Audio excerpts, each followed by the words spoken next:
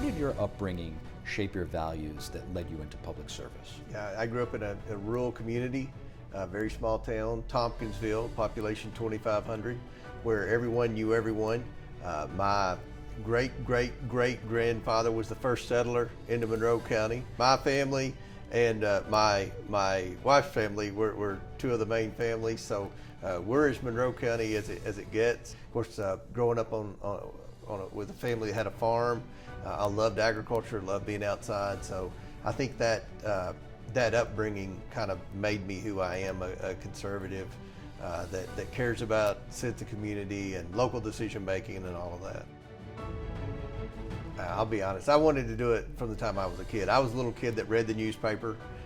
I would watch CNN. Both my mom's family, my dad's family were active in the local Republican Party. So when I graduated from college, I got active in the community when I started my own businesses. When I was 27, I ran for state representative and was elected in the Kentucky General Assembly. So it's something I've always wanted to do.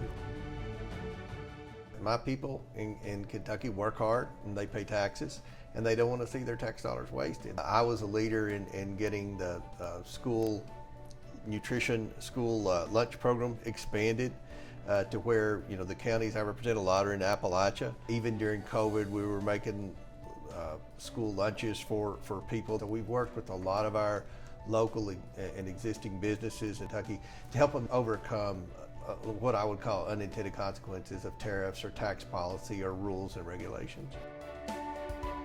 Well, it's worth preserving that we have a democracy, that the people have the final say in who their leaders are. We just need more transparency in our government, because right now I fear the threat to democracy is the fact that so many people in my home state of Kentucky have lost confidence in the government. That's when you could have a real insurrection. So we don't want to see things like that. We have to have a government. It needs to be small, but there is a role for government. And at the very least, the government needs to be run by the democratically elected leaders,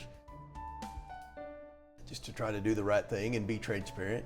I believe, you know, when I lead an investigation on the Oversight Committee, we try to have a lot of press conferences. I believe it's important to stand up and answer questions. The media should play a role in our democracy. Obviously, the legislative branch is a check on the executive branch, but the media is supposed to be a check and balance too. I hope that when people look at me, whether they agree or disagree with my ideology, or that they know, well, he's transparent and he's willing to sit down and answer questions from anyone. I think that's important.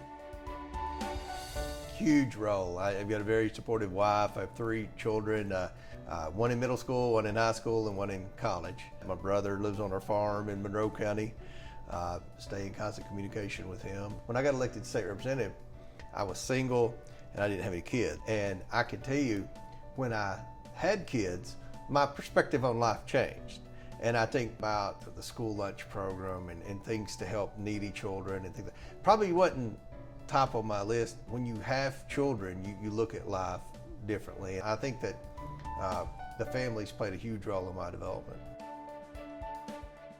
I guess I picked some battles when I was younger I probably shouldn't have. I probably should have fought some battles that I didn't, but I think it was a pretty big journey to get to where I am today, which I think is chairman of the most high-profile committee in Congress.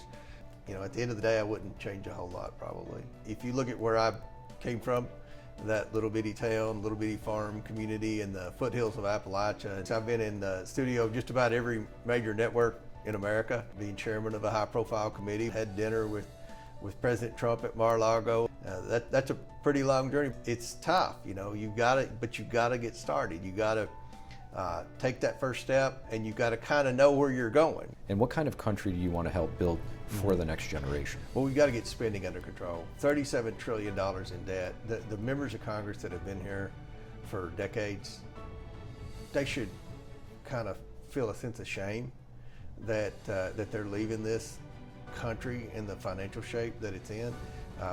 As we craft a budget, $1 trillion is going to go to interest on the debt. A lot of that debt we owe China and adversarial nations. I'm trying to get spending under control, and it's a battle.